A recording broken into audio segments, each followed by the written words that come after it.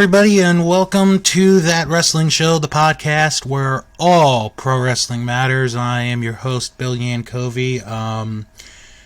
I wish I could say that this week's going to be a fun episode. I mean, it's still going to be a fun episode, but doing this with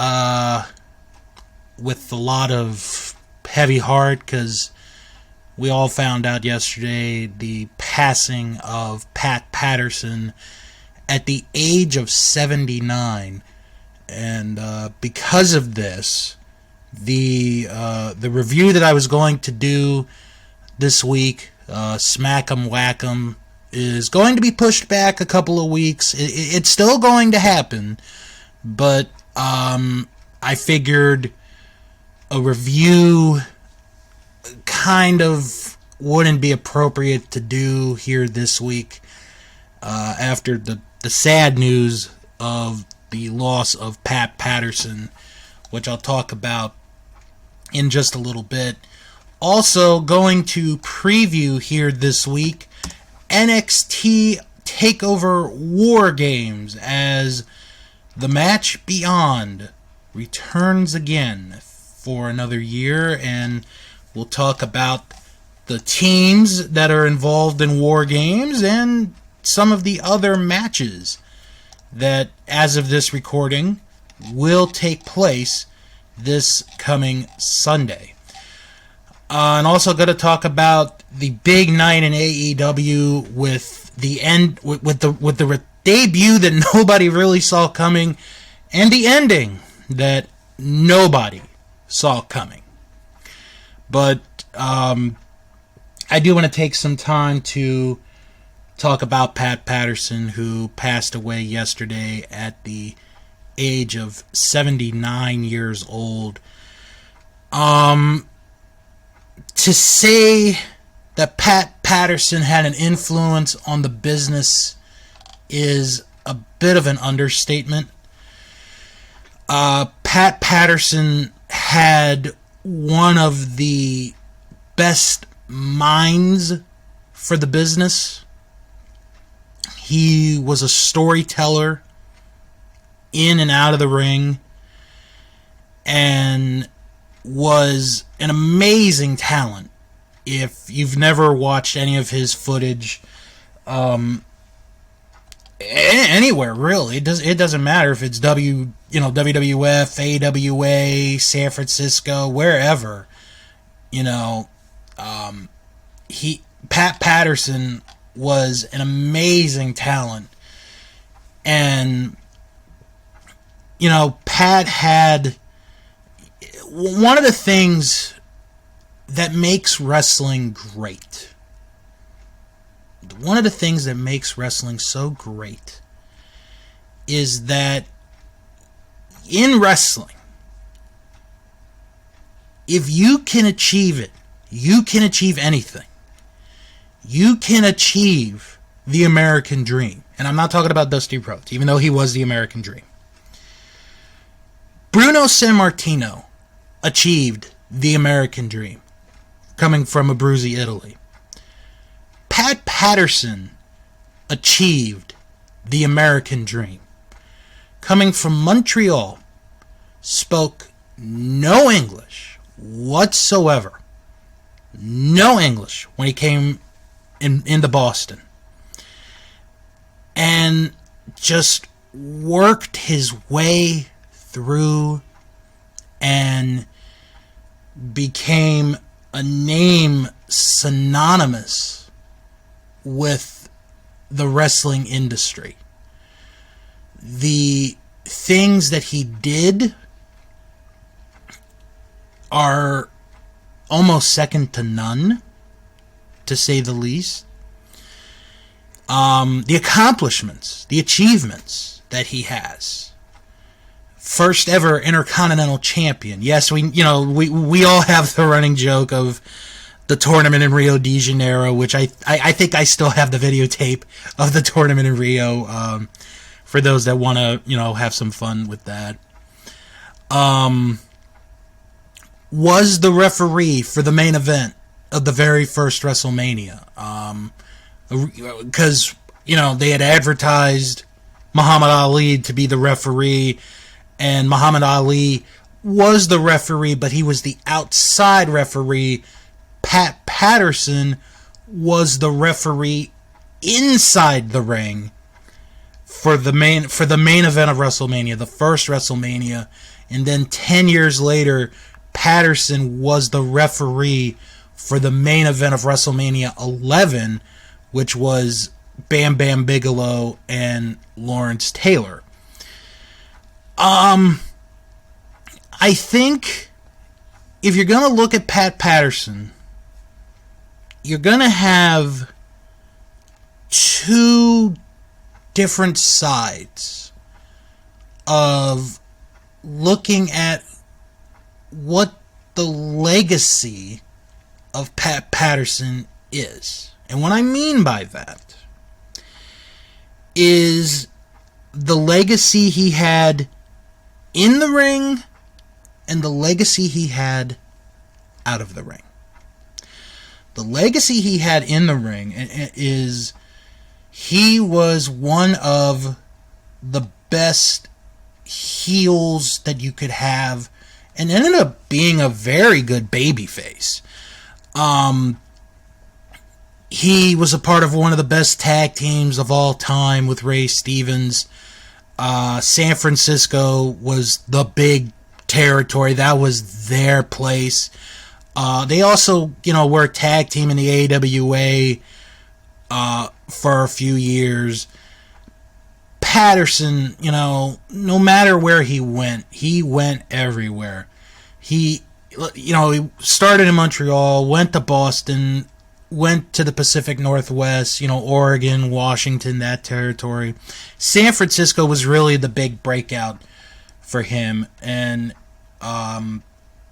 he just became a huge star, and, he was just off to the races.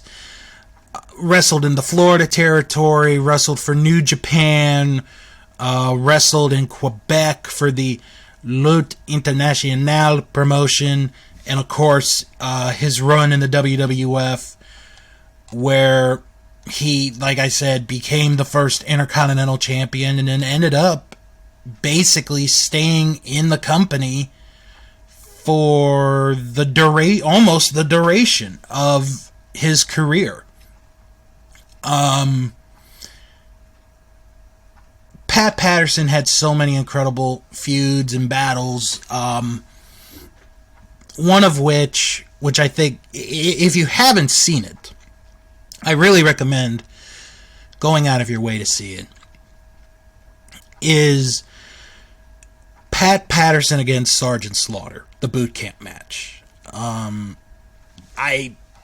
match, if you have never seen that match, is an insanely good wrestling match. I mean, let me take that back. It's not a wrestling match. It's a fight.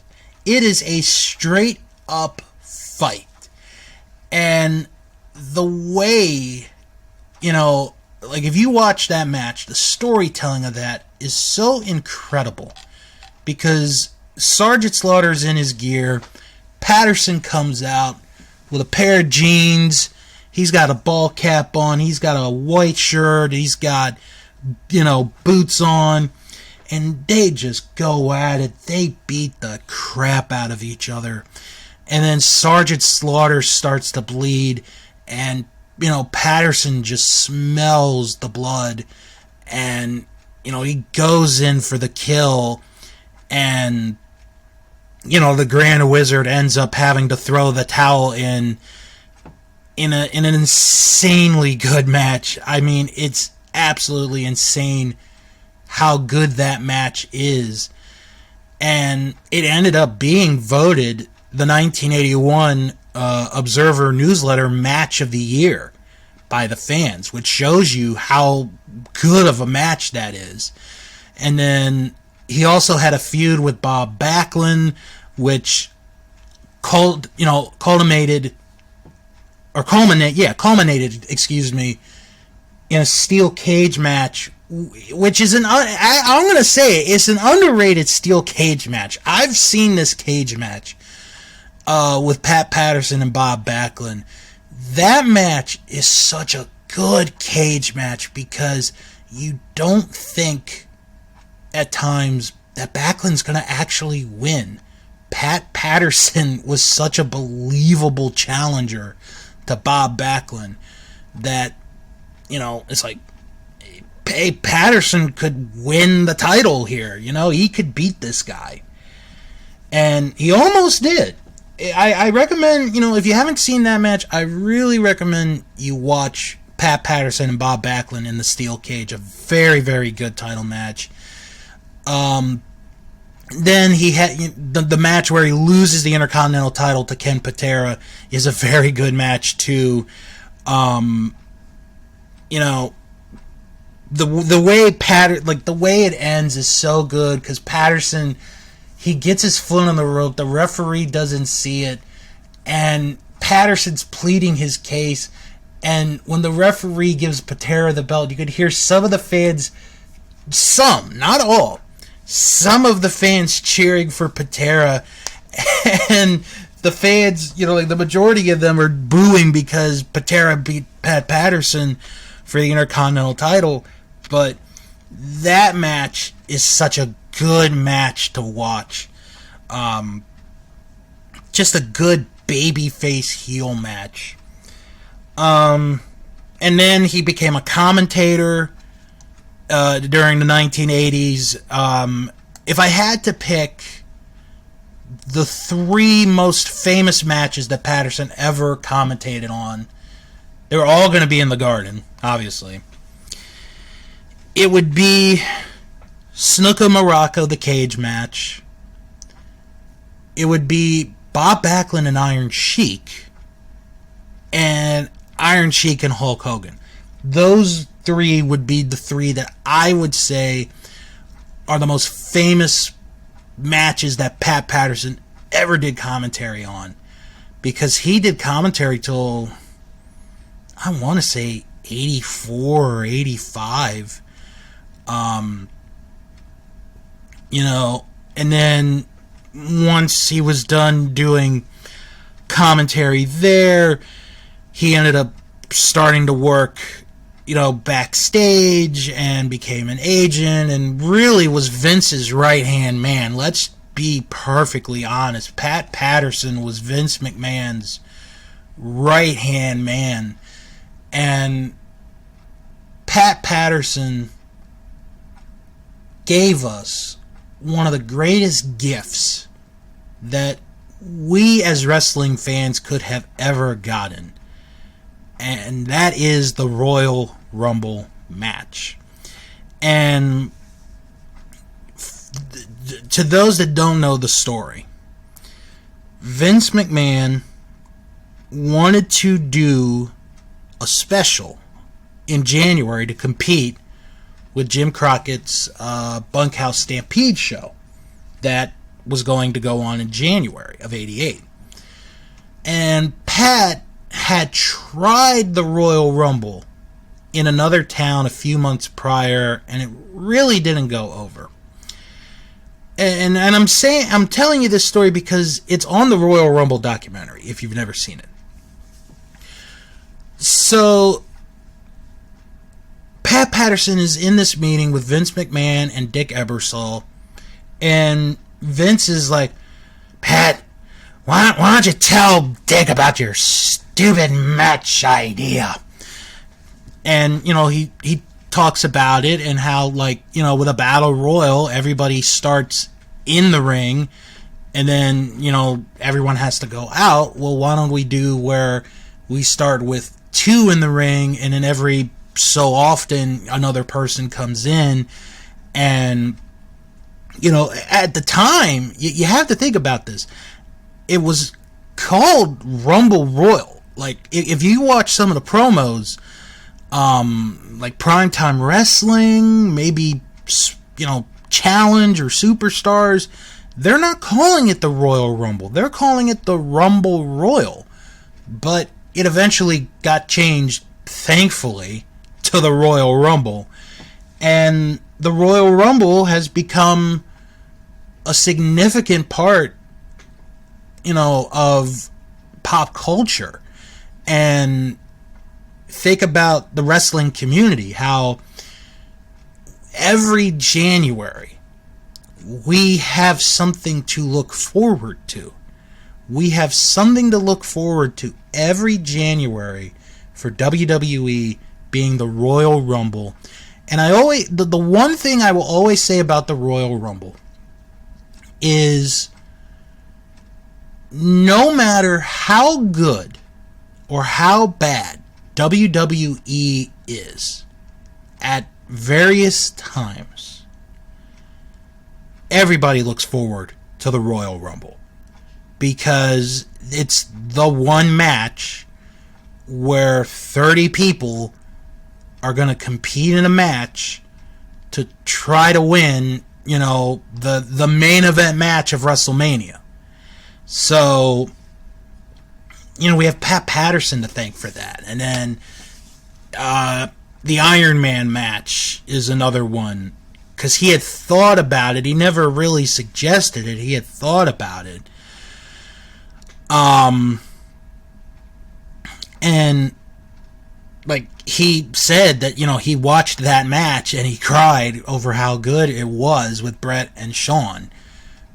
And,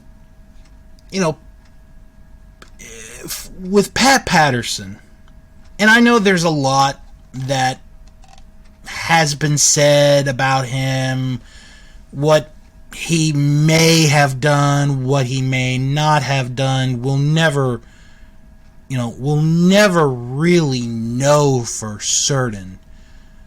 But in the business, Pat Patterson is one of the great minds that we've ever had. I would say he and Dusty would be 1A, 1B. You could reverse either one, saying, oh, that guy's number one, this guy's number one. You'd have a very good argument. And then, my God, just the people that Pat Patterson helped. If it wasn't for him, we wouldn't have had a Rock. We wouldn't have had Dwayne Johnson become The Rock. There's just so many people that he helped influence in the business. And that's something that's going to really be missed. And Pat Patterson, just a big influence creatively for what he's done. Of course, he came out several years ago on Legends House, as gay, and it got media coverage for a while. And this is Pat Patterson. This is the life that he led, and he is going to truly be missed. He's one of those minds that I think a lot of people would have liked to have picked. That's just something that, you're never going to get again. You're never going to have another Dusty Rhodes. You're never going to have another Randy Savage. You're never going to have another Pat Patterson in this world. And we should just be very thankful that, we had Pat Patterson in wrestling as a mind and as a talent, an amazing talent, and one of the great minds of the business. And I mean, think about it. If he did not create the Royal Rumble, myself and Jim Boy Star would not have done Eliminated, a Royal Rumble podcast. We would have never done it had there been no Royal Rumble. So the wrestling world, it's a little bit dark today without him, but I do want to go over his in-ring accomplishments, because there are a lot of them. Co-holder of the AWA Tag Team titles with Ray Stevens, 5-time United States Heavyweight Champion in San Francisco, 11-time co-holder of the World Tag Team titles in San Francisco. And I'm going to read off all the partners. Twice with Ray Stevens, Superstar Billy Graham, Pedro Morales, Pepper Gomez, Peter Maivia, Moondog Mayne, 3 times with Rocky Johnson, and Tony Gurria. Was a co-holder of the Florida Tag Team titles with Ivan Koloff, Florida Television Champion, 5-time co-holder of the Canadian International Tag Team titles, twice with Raymond Rougeau, 3 times with Pierre Lefebvre, who was also known as Mad Dog Pierre. Held the North American Tag Team titles with Johnny Powers. That's the LA Japan version. Held the America's Heavyweight title. Held the Brass Knuckles title in Amarillo and their version of the North American title. 3-time Pacific Northwest Heavyweight Champion. 2-time co-holder of the Pacific Northwest Tag Team titles with Tony Bourne and the Hangman. Co-holder of the IWA World Tag Team titles with Art Nelson. First Intercontinental Champion, also held the WWF North American Heavyweight title, held the Hardcore title, and his last championship in the business was last year, winning the 24/7 title. And actually, he became the oldest champion in the history of WWE, winning the championship at 78 years old. So I don't think, unless Vince McMahon decides in like 5 years to go back into the ring and compete for the WWE title, I don't think Pat Patterson's reign will ever be broken there. Hall of Fames and other awards. Charter member of the Observer Newsletter Hall of Fame in 1996. WWF Hall of Fame class of 1996. A member of the Professional Wrestling Hall of Fame class of 2006 as a member of the Blonde Bombers with Ray Stevens. Was the recipient of the Pro Wrestling Illustrated Stanley Weston Award in 2004. And in 2008, received the Art Abrams Lifetime Achievement Award from the Cauliflower Alley Club. Pat Patterson passed away again this week at the age of 79 years old. While we are in news discussion, we had a career that unfortunately came to an end this week. Jimmy Rave, who wrestled in Ring of Honor and TNA, his career came to an end after he had to have his left arm amputated due to an infection, and it was above the elbow. He was only 37 years old. That is a scary thought. Honestly, I thought he was younger, but 37 years old. Oh my gosh. I know for people like me, he wrestled in Ring of Honor for a while. He was a part of the Embassy, and he had feuds with CM Punk, AJ Styles, Davey Richards, to name a few. And he was such an underrated talent. He was a good heel, and part of the reason why he was a good heel was because he had like this smug look on his face, and you just wanted to hate the guy, and you just wanted to go after him. Also wrestled in TNA. He was part of the Rock and Rave. What was it? The Rock and Rave Infection or Connection or. Yeah, Rock and Rave Infection. Okay. And,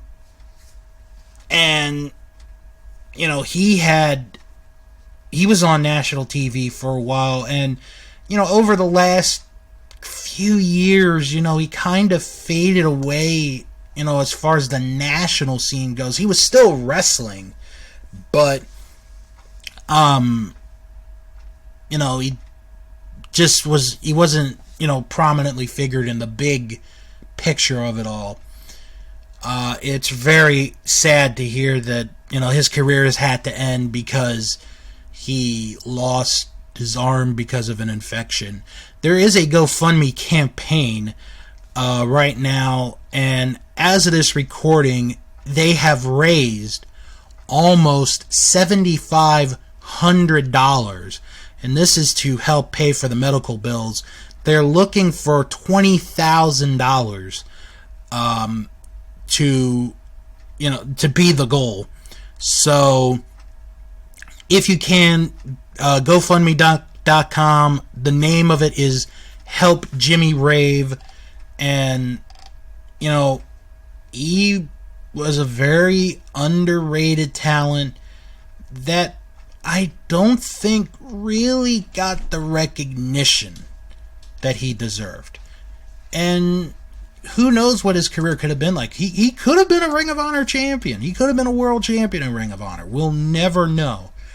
But Jimmy Rave losing his left arm due to infection, his career is unfortunately come to an end. NXT was this past Wednesday night, and it was a very big show. It was a really big show. Let's talk about the two big events that came from that. The first one that I want to talk about is the debut of Sting.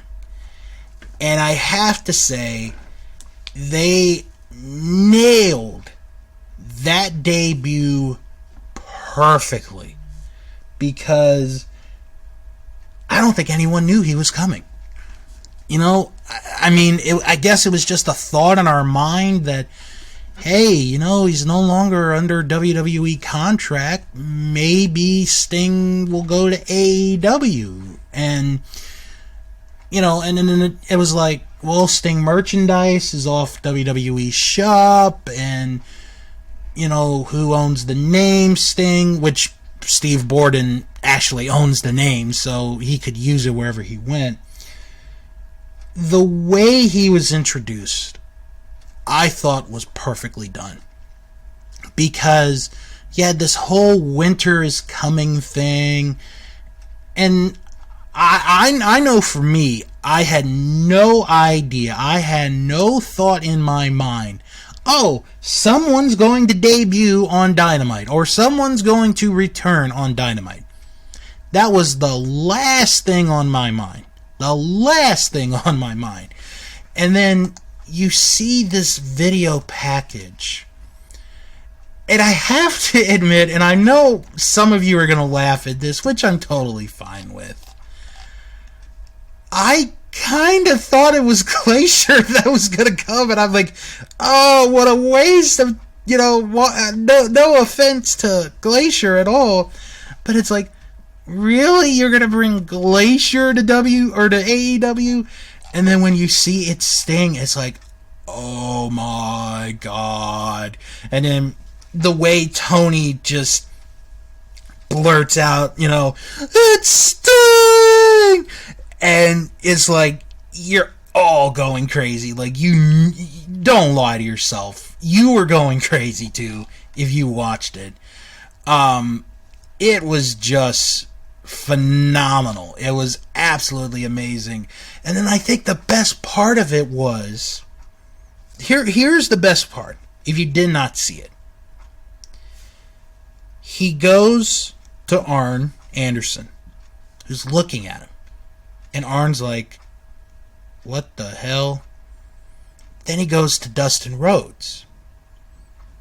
Then he goes to Cody. Then he goes to Darby Allin. And Darby stands up.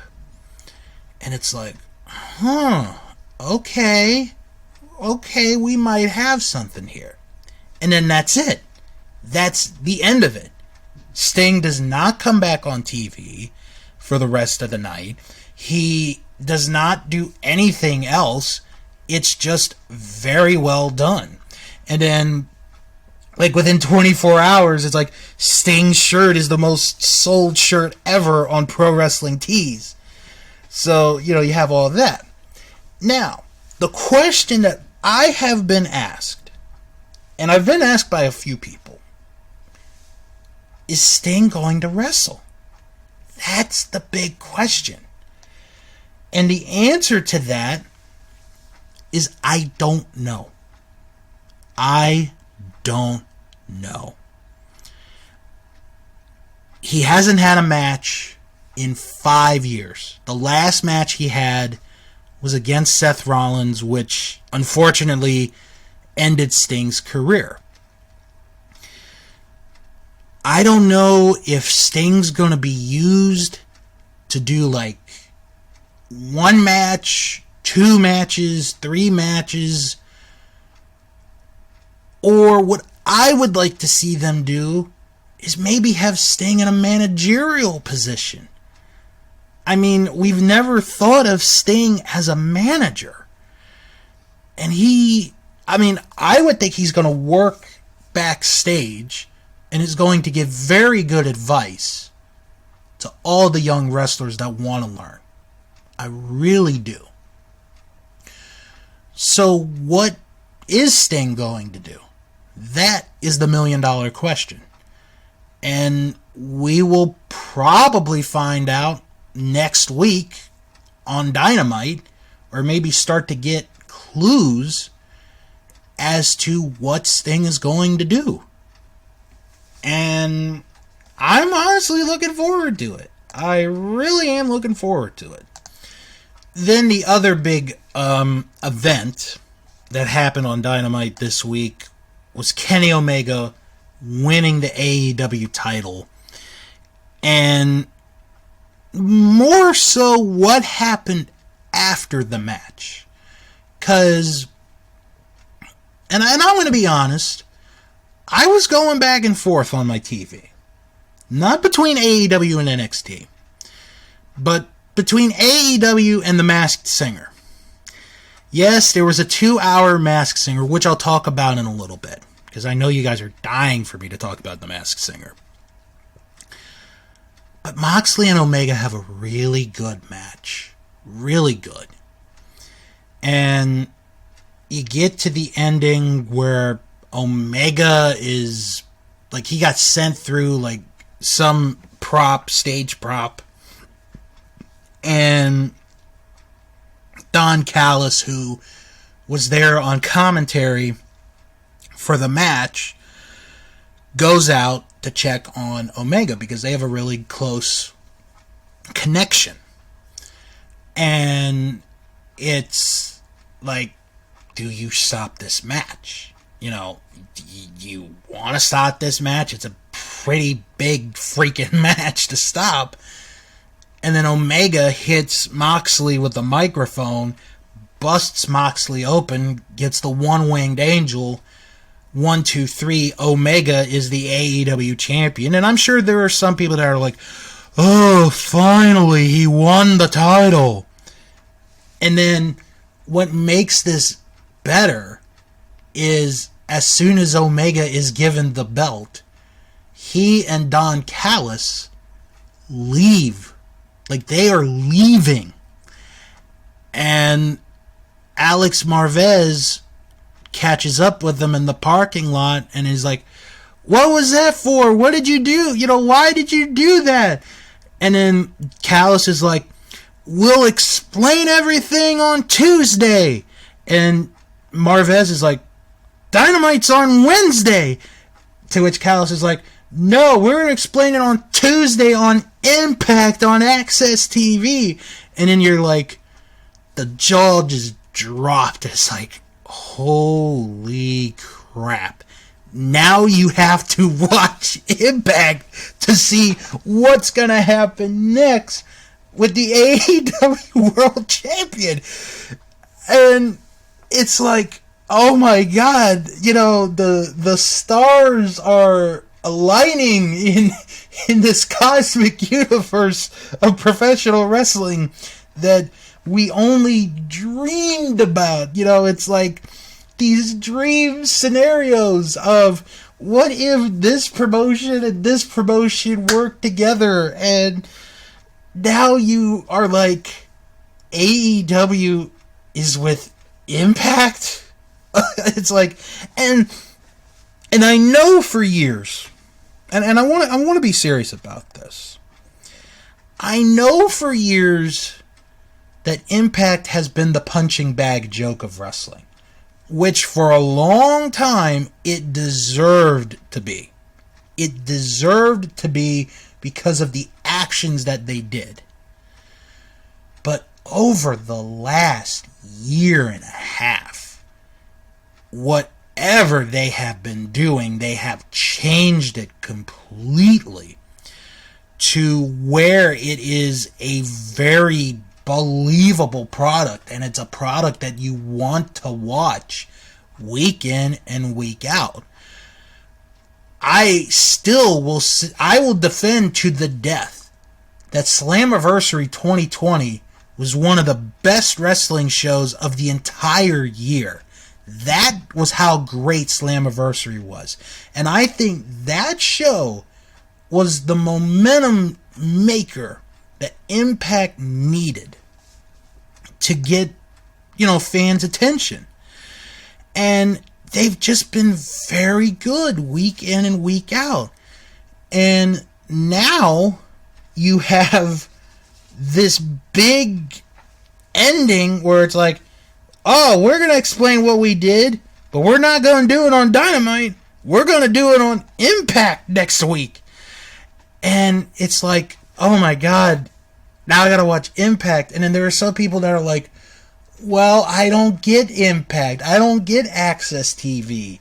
And now, there are wrestling fans that probably from the day after the title change and the ending of the episode to probably all the way to Tuesday night are going to be finding some way to find something that carries Access TV. So what I'm going to do for you guys is we're gonna go on a little field trip real quick, and we're gonna find what streaming, or at least the two big ones, might carry Access TV.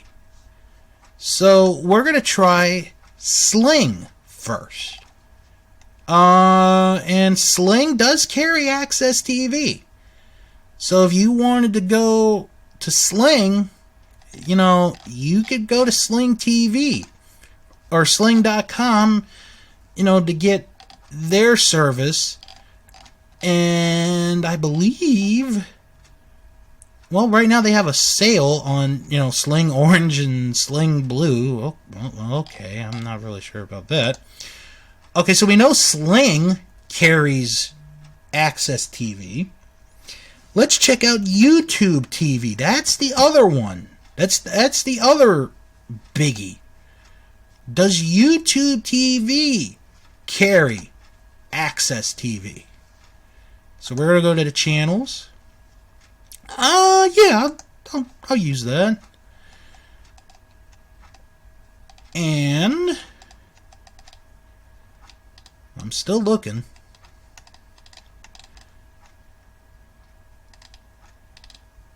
It does not look... Well, I guess it depends on where you are. But where I live, Access TV is not on YouTube TV. So, if you want to watch Impact this coming Tuesday night, you need to get Access TV, sign up on Sling, and that is how you will get to watch Impact this week, just to see what they do with Kenny Omega for AEW Dynamite. And then the other thing, which is kind of funny, is like, oh my God, all these dream matches. And I'm like, okay, yes, we're going to get these dream matches. I would like to see, personally, there's one that I am surprised I didn't see. I want to see Nyla Rose and Jordynne Grace have a match. How fun would that match be? Oh my goodness. I'm sure we'll come up with other dream matches between Impact and AEW over the next several weeks. Either in our heads or put it on social media, but we'll wait and see what happens.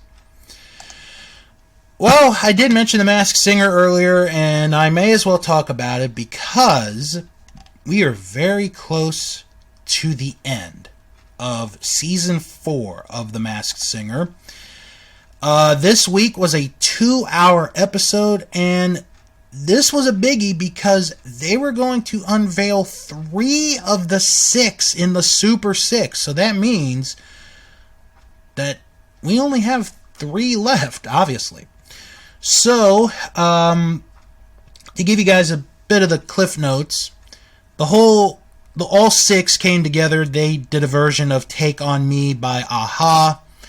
I guess it was okay. I don't know. It's just, after you hear the acoustic version, it's like no other version of Take On Me by Aha works except the acoustic version. We had a guest panelist, Craig Robinson, who's going to host The Masked Dancer, which is going to start, I want to say December 27th. And no, I have no interest in watching The Masked Dancer, so there will not be any coverage of The Masked Dancer. Okay, so what they did was you had the 2 left in each group. They each performed. The winner would obviously go into the finals. So, the Group B finale was Seahorse and Crocodile. Seahorse, who was my pick to win it, sang That's What I Like by Bruno Mars. Crocodile sang I Don't Want to Miss a Thing by Aerosmith, my least favorite Aerosmith song, by the way.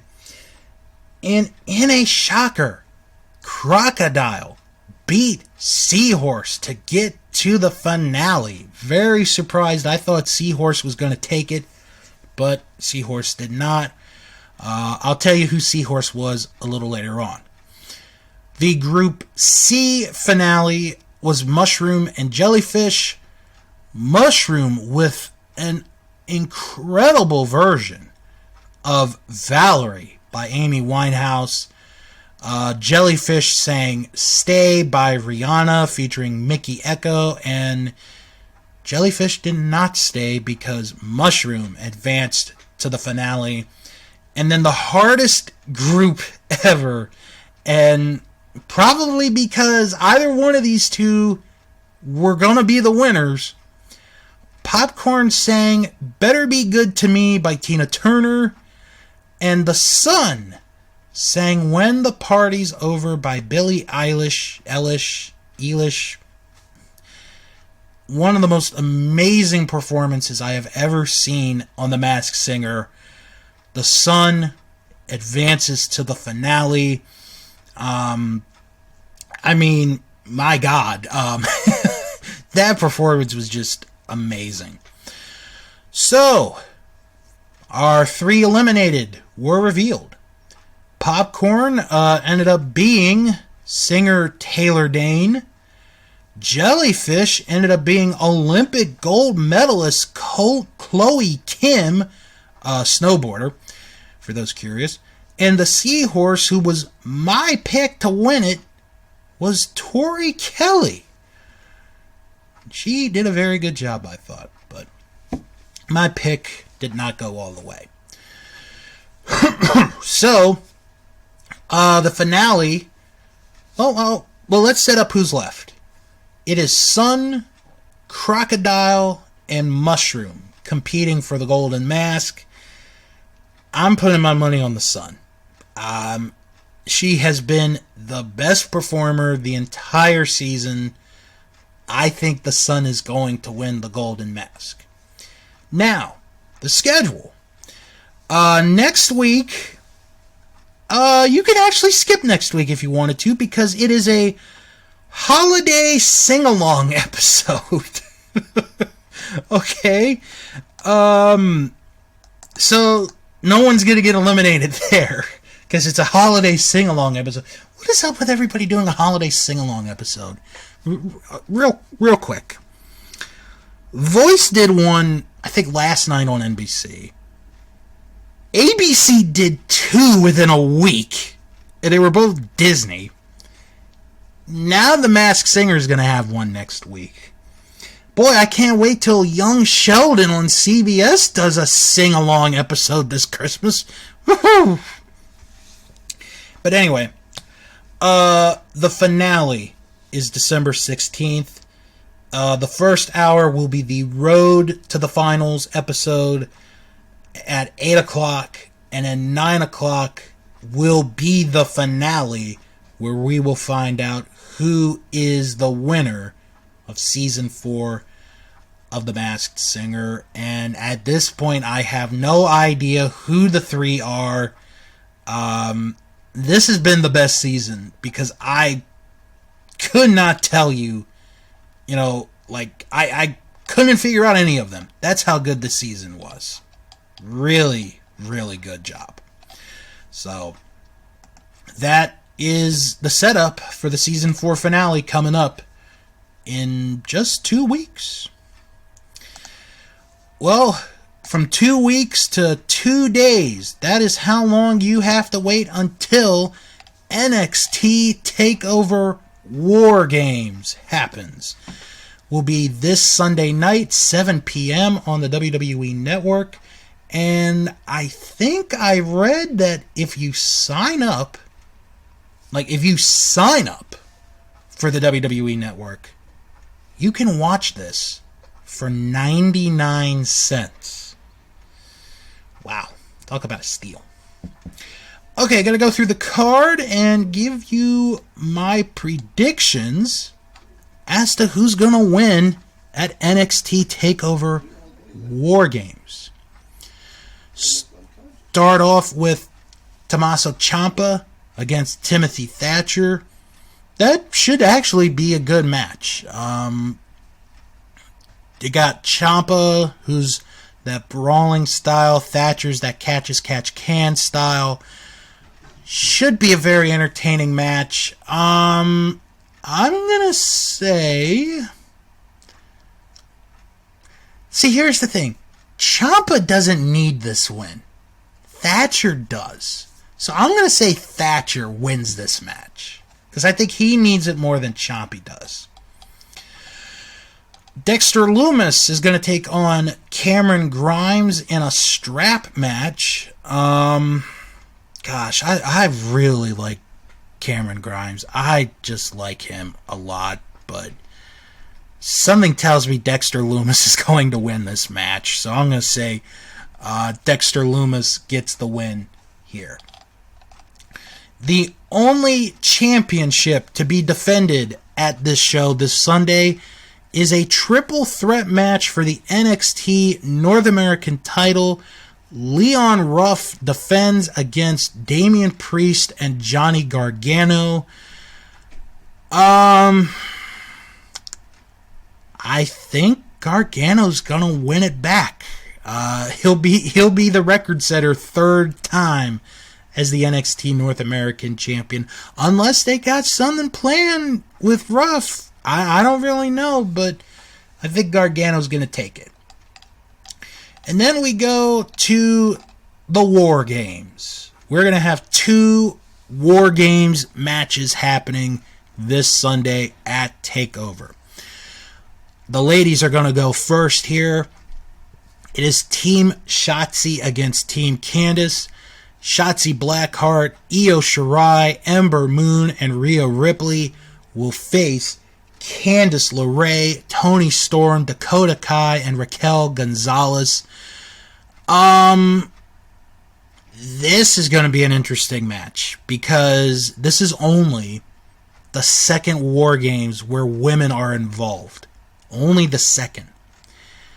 And the first one last year was pretty good.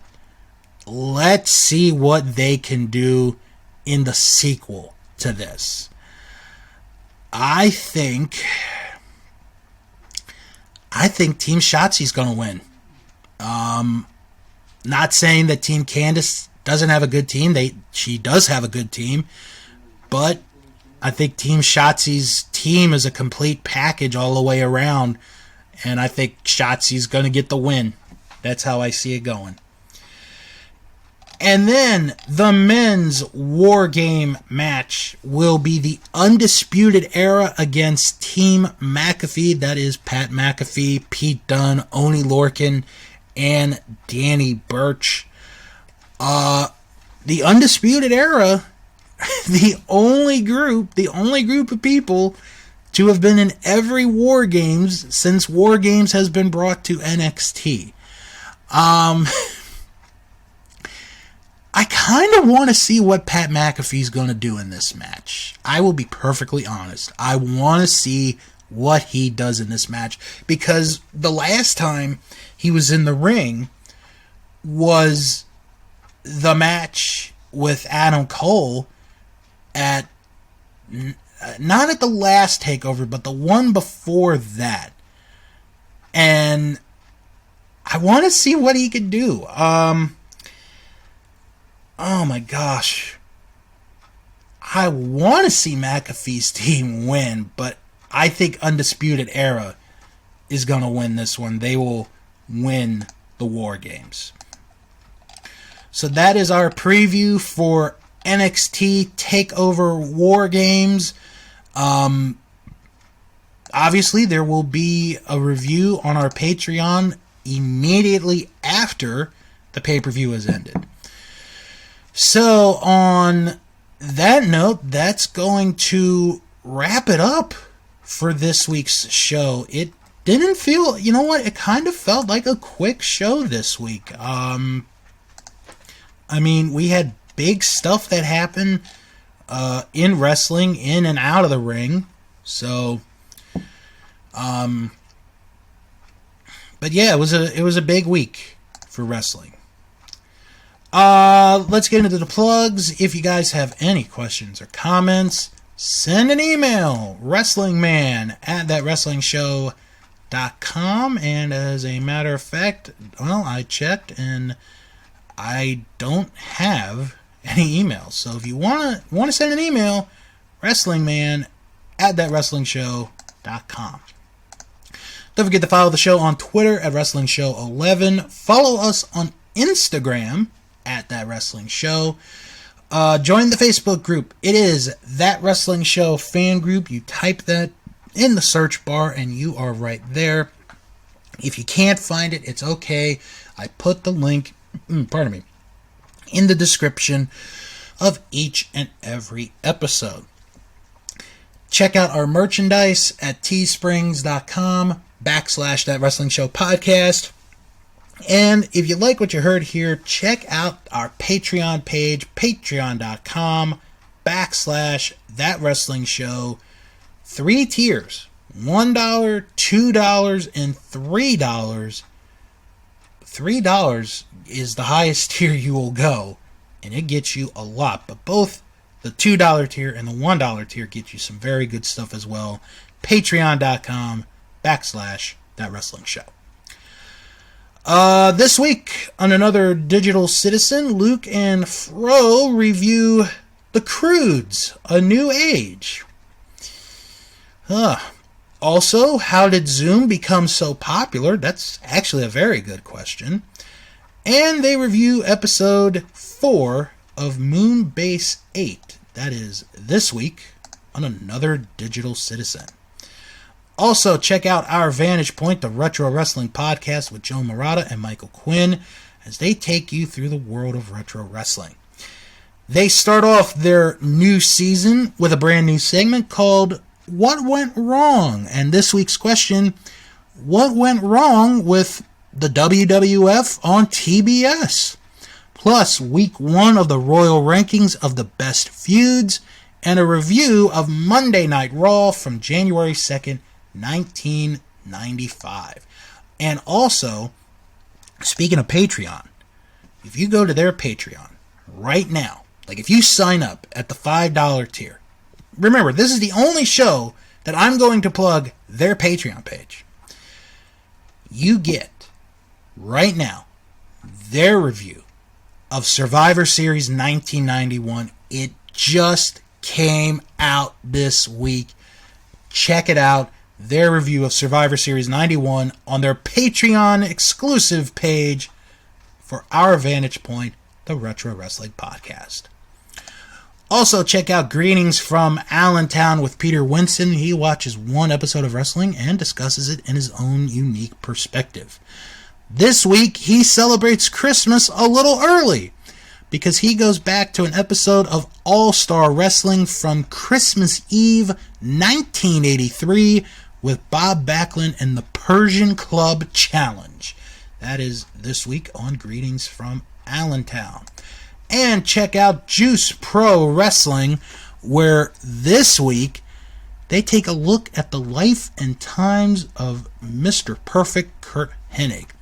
Plus, they discuss the Mike Tyson-Roy Jones Jr. fight and how you can pre-order the new Handsome Prick album. Check them out on Juice Pro Wrestling. Now, if you're looking for non-wrestling related podcasts, check out the Best Pick Movie Pod with Tom, John, and Jess. They watch each and every Academy Award-winning Best Picture winner in no particular order.